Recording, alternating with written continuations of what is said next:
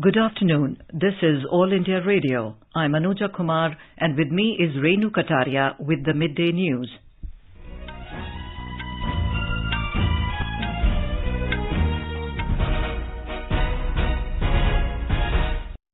The headlines. Prime Minister Narendra Modi inaugurates 12th edition of Defence Expo at Gandhinagar, showcasing the magnificence of New India, calls it a symbol of global trust towards India. Prime Minister unveils Mission Deaf Space and lays foundation stone of Disa Airfield. Mr. Modi launches Mission Schools of Excellence in Gandhinagar. UN Secretary-General Antonio Guterres pays tributes to the victims of 26/11 terror attacks in Mumbai, says India has always been an advocate for concerns and aspirations of developing countries. India says renewable energy is not only a solution to tackle climate change, but also a viable substitute for fossil fuels. BJP releases first list of 62 candidates for Himachal Pradesh Assembly elections. Chief Minister Jairam Thakur to file nomination from Siraj today. Union Minister Anurag Singh Thakur launches Mega Cleanliness Drive under Swachh Bharat 2022 in Delhi. And in Denmark Open Badminton, Lakshya Sen, Saina Nehwal and H.S. Pranoy to be in action today.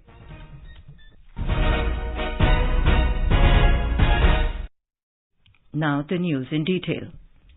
Prime Minister Narendra Modi has said that New India is moving ahead with the mantra of intent, innovation and implementation in the defence sector. Inaugurating the Def Expo 22 at Gandhinagar in Gujarat today, Mr. Modi said, till 8 years ago, India was recognized as the world's largest defence importer. But New India showed intent, showed willpower, and Make in India is becoming a success story in the defence sector today. He said India's defence exports has grown 8 times in the last 5 years. The Prime Minister said India is exporting defence materials and equipment to more than 75 countries of the world.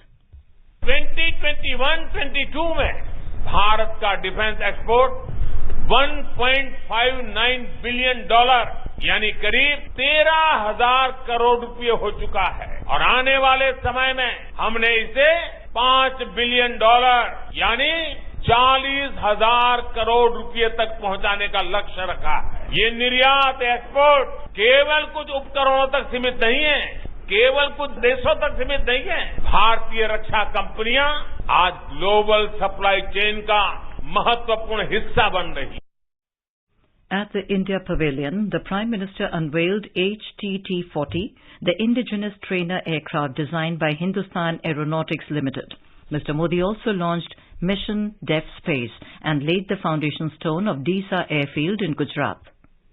Deesa airfield का निर्माण भी देश की सुरक्षा और उस क्षेत्र के विकास के लिए एक महत्वपूर्ण उपलब्धि है। डीसा अंतर्राष्ट्रीय सीमा से केवल 130 किलोमीटर दूर है।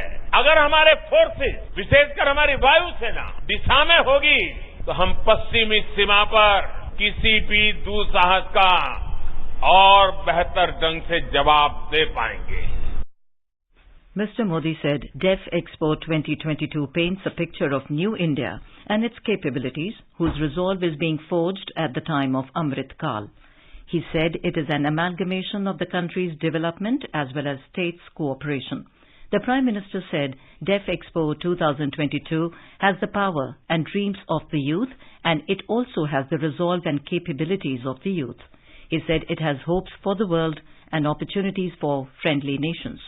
Underlining the uniqueness of this edition of Def Expo, Mr. Modi said this is the first Defence Expo where only Indian companies are participating, and it features only Made in India equipment. इस बार का defence expo अभूतपूर्व है, एक नई शुरुआत का प्रतीक है। ये देश का ऐसा पहला डिफेंस एक्सपो है जिसमें केवल भारतीय कंपनियां ही भाग ले रही हैं, केवल मेड इन इंडिया रक्षा उपकरण ही है। Mr. Modi expressed happiness that when India is giving shape to its dreams, 53 friendly countries from Africa are working with it. He said the second India-Africa Defence Dialogue will also take place on this occasion. The second Indian Ocean Region Plus, IOR Plus conclave will also be held during the expo. It will provide a stage for a comprehensive dialogue to promote defense cooperation amongst IOR Plus nations to foster peace, growth, stability and prosperity in line with Prime Minister's vision of security and growth for all in the region, Sagar. Mr. Modi said, today, from international security to global trade, maritime security has emerged as a global priority.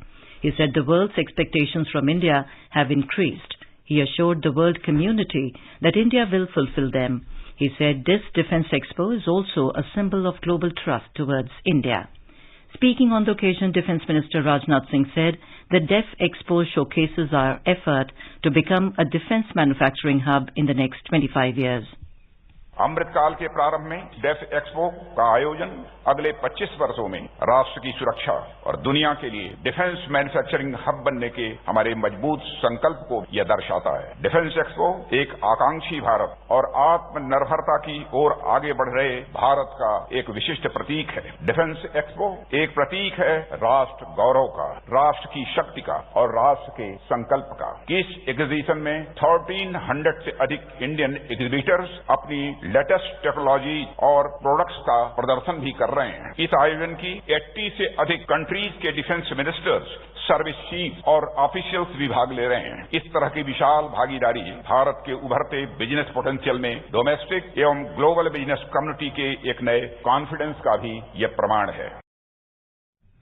Prime Minister Narendra Modi has said 5G technology will usher in a transformation across the country and it will particularly revolutionize the education sector. He was addressing a gathering after launching the Mission School of Excellence at Adalaj in Gandhinagar today. हाल ही में देश ने mobile और internet की 5G के युग में प्रवेश किया है। हमने इंटरनेट की फर्स्ट G से लेकर 4G तक की सेवाओं का उपयोग किया है। अब देश में 5G बड़ा बदलाव लाने वाला है। हर जनरेशन के साथ सिर्फ पीढ़ी नहीं बढ़ी है, बल्कि हर जनरेशन ने टेक्नोलॉजी को, जीवन को करीब से करीब हर पहलू के साथ जोड़ा है। Mr. Modi said, these schools of excellence will help to take education in the remotest parts of the state and fulfill each and every need of the students. Mission schools of excellence इसके शुभारंभ पर मैं सभी गुजरात वासियों को, सभी अध्यापकों को, सभी युवा साथियों को, इतना ही नहीं आने वाली पीढ़ियों को भी बहुत बहुत बधाई देता हूं, शुभकामनाएं देता हूं। Mr. Modi said the government is planning to set up 14,500 PM Shri schools across the country, which will be model schools for the implementation of the National Education Policy. The Prime Minister also highlighted a series of initiatives undertaken by the Gujarat government in the past 20 years, including Shal Praveshotsav and Gunotsav, which resulted in the transformation of the education sector of the state. United Nations Secretary General Antonio Guterres today said that India has always been a living advocate for the concerns and aspirations of the developing countries. He was delivering a talk at IIT Bombay on India-UN partnership strengthening South-South cooperation. Mr. Guterres said India's recent development journey is characterized by high-impact program delivered at scale. He said it includes world's largest food-based social protection scheme and the massive expansion access to clean water and sanitation services. Mr. Guterres said India is among the biggest provider of military and police personnel to UN missions. That includes the first all-women police contingent peacekeeping mission. He said over 200,000 Indian men and women have served in 49 peacekeeping missions since 1948. Mr. Guterres expressed serious concerns on the impact caused on mankind from the climate change, COVID-19 and the ongoing conflict between Russia and Ukraine. The UN Secretary General also counted on India's support in mobilizing G20 countries around debt relief. Earlier, the UN chief paid homage to the victims of 26/11 Mumbai terror attacks at Taj Hotel. He was accompanied by Maharashtra Chief Minister Eknath Shinde and Deputy Chief Minister Devendra Fadnavis. Minister for New and Renewable Energy R.K. Singh has said that renewable energy is not only a solution to tackle climate change but also a viable substitute for fossil fuels. The minister said this while speaking at the inaugural session of New Technologies for Clean Energy Transition at the 5th International Solar Alliance ISA Assembly underway in New Delhi. Mr. Singh said that renewable energy is the best alternative and there is a need to expand it in every possible way. Raising concerns over the storage capacity, he said, though it is expensive, the government is setting up more storage manufacturing capacities to meet such challenges. The minister also urged the world leader to build more storage capacities and said once the storage capacities are enhanced, the prices of energy automatically comes down. He added that to meet such challenges, we need to add more volumes of renewable energy and the government is working in this direction to make it possible. DG ISA Dr. Ajay Mathur said that solar energy is increasingly becoming the preferred energy choice for a number of reasons, including cost competitiveness. You are listening to the Midday News on All India Radio. A reminder of the headlines before we move on. Prime Minister Narendra Modi inaugurates 12th edition of Defence Expo at Gandhinagar, showcasing the magnificence of New India, calls it a symbol of global trust towards India.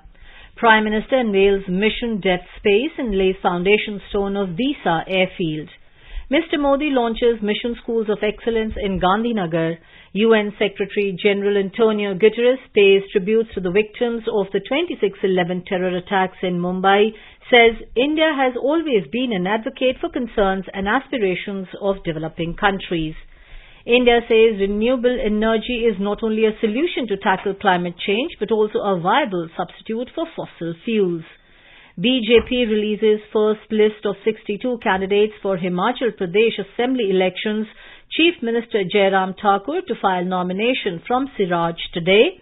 Union Minister Anurag Singh Thakur launches mega cleanliness drive under Swachh Bharat 2022 in Delhi. And in Denmark, Open Badminton, Lakshya Sen, Saina Nehwal and H.S. Pranoy to be in action today. For quick news updates round the clock, follow us on our Twitter handle at AIR News Alerts. I am India. Look at me. Know my name. We're one of the most mega diverse countries on this planet. Our weddings, our fashion statements, they're all inspired by our silver screen heroes and heroines. A 75 years young India. What we are really going to see India become is a powerhouse. India 2.0. The Journey of India from 14th October every Friday at 7 p.m. in Hindi and 10 p.m. in English on DD National.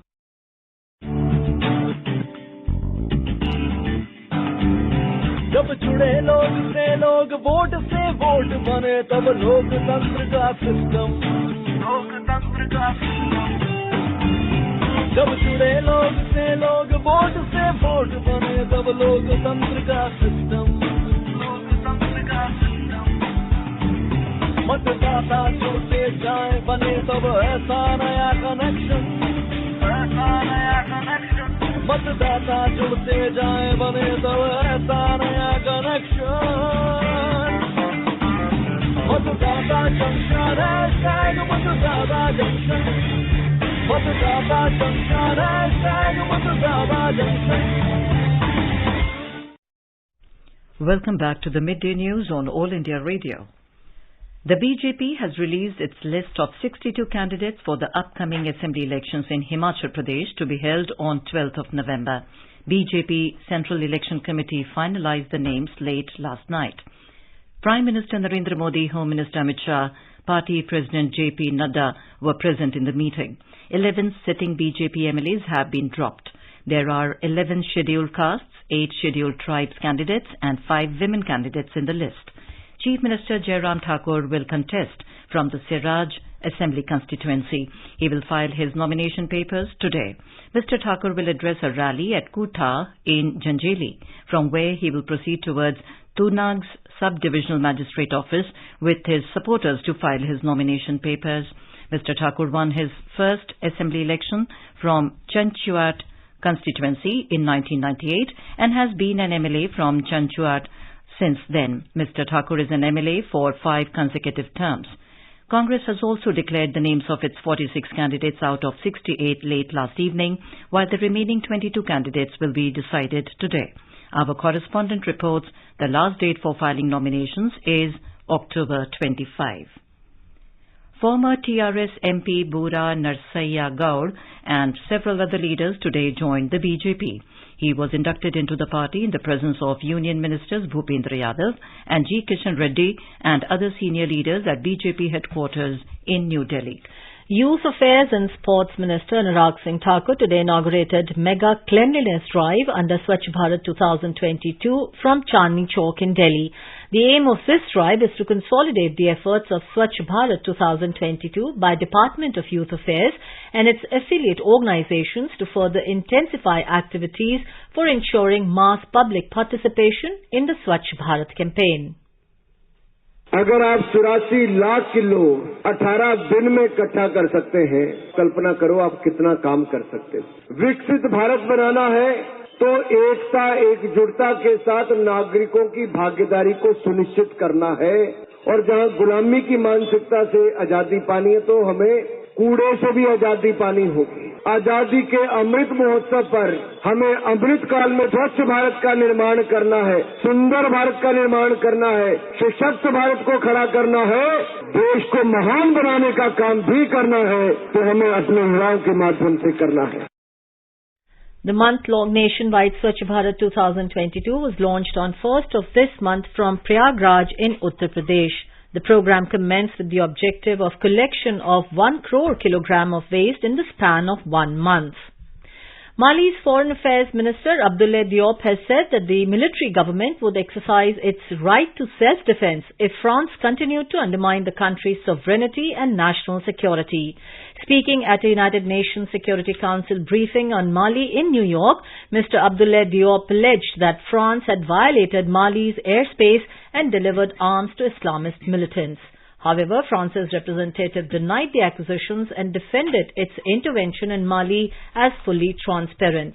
France's relations with Mali have soared since an August 2020 coup, and it is withdrawing troops sent in 2013.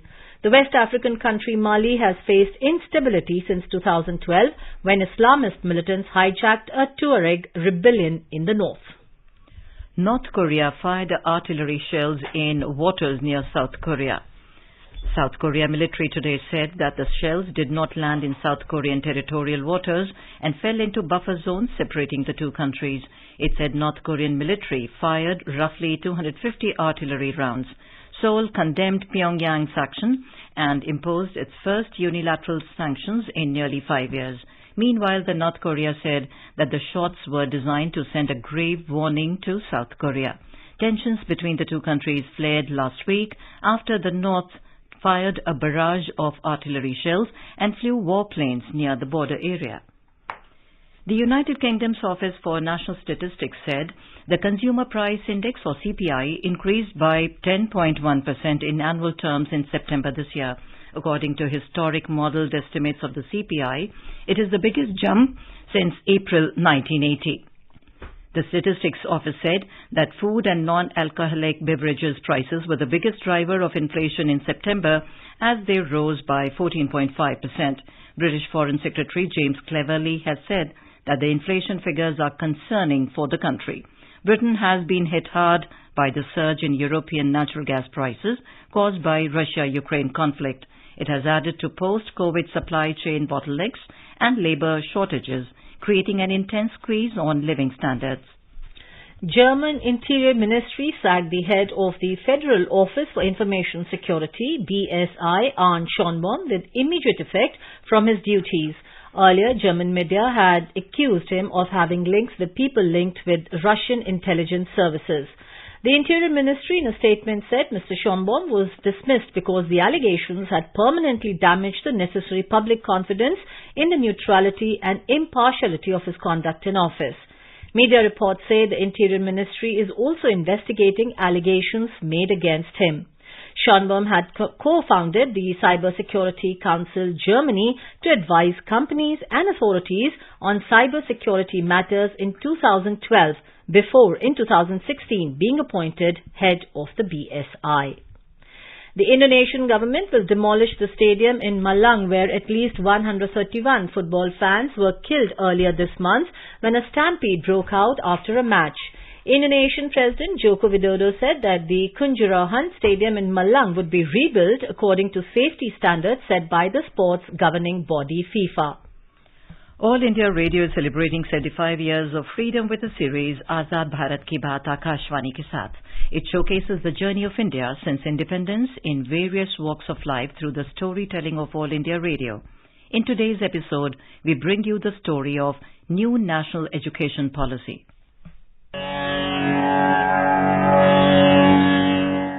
The National Education Policy, NEP, was approved on 29th July 2020 by the Union Cabinet of India. It replaced the existing Educational Policy of India, which was made in 1986. This policy brings a big positive change in the education of the country. It is a framework for elementary education till higher education, which includes vocational training in both urban and rural areas. The main aim of launching the National Education Policy 2022 is to remodel India's education policy. The NEP gives emphasis on promoting multilingualism and Indian languages. The medium of instruction until at least grade 5, but preferably till grade 8 and beyond, will be among the home language or mother tongue or local language or regional language. The NEP will universalize education from preschool to secondary school. Previously, the pattern of 10+2 was followed, which has now changed to 5+3+3+4. Prime Minister Narendra Modi said that the new national education policy ensures greater freedom for the youth to take decisions on the basis of changing situations. Bharat की education और आधुनिक बने, modern बने, यहाँ के talent को भरपूर अवसर मिले। इस कड़ी में देश की नई एजुकेशन पॉलिसी का ऐलान किया गया है। ये पॉलिसी 21वीं सदी के नौजवानों की सोच, उनकी जरूरतें, उनकी आशाओं, अपेक्षाओं और आकांक्षाओं को देखते हुए बनाने का व्यापक प्रयास हुआ है। 5 वर्ष तक देश भर में इसके हर बिंदु पर व्यापक डिबेट और डिस्कशन हुए हैं, हर स्तर पर हुए हैं और तब जाकर ये नई नीति बनी है।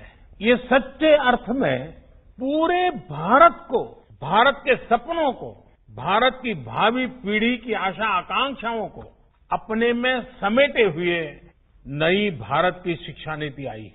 The National Education Policy proposes various reforms in school education as well as higher education, including technical education. A number of action points and activities for implementation in school education as well as higher education have been included in the NEP. Salient features of NEP 2020 are ensuring universal access at all levels of schooling from pre-primary school to grade 12, along with quality early childhood care and education for all children between 3 to 6 years. There will be no hard separations between arts and sciences, between curricular and extracurricular activities, between vocational academic streams. It aims to establish national mission on foundational literacy and numeracy. For assessment reforms, it has provision for board exams on up to 2 occasions during any given school year, 1 main examination and 1 for improvement if desired. Educationist Sant Kumar Chaudhary says that the NEP is beneficial for all. This new education policy having lot of this positive points and this is beneficial for all. So we all feel proud to receive new education policy and we all are thankful to our Honorable Prime Minister Sri Narendra Modi ji as well as our Education Minister Sri Pradhan ji also. So I think this new education policy will be benefited to all and this will be implemented as soon as possible fully. The NEP stresses on equitable and inclusive education, giving special emphasis on socially and economically disadvantaged groups. It emphasizes on robust and transparent processes for recruitment of teachers and merit-based performance, setting up of State School Standards Authority, exposure of vocational education in school and higher education system, and expansion of open and distance learning to increase gross enrollment ratio. Professional education will be an integral part of the higher education system. Under the national education policy, multiple mechanisms with checks and balances will combat and stop the commercialization of higher education. The centre and the states will work together to increase the public investment in education sector to reach 6% of the GDP at the earliest. The national education policy is based on 4 pillars: access, equity, quality and accountability. It aims to make India a global knowledge superpower. Azad Bharat Ki Baat Akashvani ke saath can be accessed on @AIR News Alerts on Twitter, News on AIR official YouTube channel, News on AIR app, Facebook and Instagram handles. So tune in to All India Radio News for Azad Bharat Ki Baat Akashvani ke saath. On to sports. In Denmark Open Badminton, Lakshya Sen, Saina Nehwal and HS Pranoy will be in action today. While Lakshya Sen will face Anthony Sinsuka Ginting of Indonesia, Saina Nehwal will play against Zhang Yiman of China and HS Pranoy will face Zhao Junping of China. Commonwealth Games 2022 bronze medalist Kidambi Srikanth progressed to the men's singles round of 16 of the Denmark Open 2022 after a win at the Jyske Bank Arena in Odense, Denmark yesterday. The former world number 1 Indian badminton player beat Hong Kong's Nga Long Angsuk 17-21, 21-14, 21-12. In the women's doubles, the Indian pair of Teresa Jolly and Gayatri Gopichand beat the Danish pair of Alexandra Bowie and Amali Megland. In shooting, India's junior women's team comprising Isha Singh, Shikha Narwal and Varsha Singh won gold medal in 10-meter air pistol team event at the ISSF World Championship in Cairo. The Indian women beat Chinese team by a 16-6 scoreline in the gold medal match to clinch top podium finish yesterday. India are currently on second position in the medals tally of World Championship with 15 medals, including 6 gold, 3 silver and 6 bronze. China topped the tally with 32 medals, including 17 golds.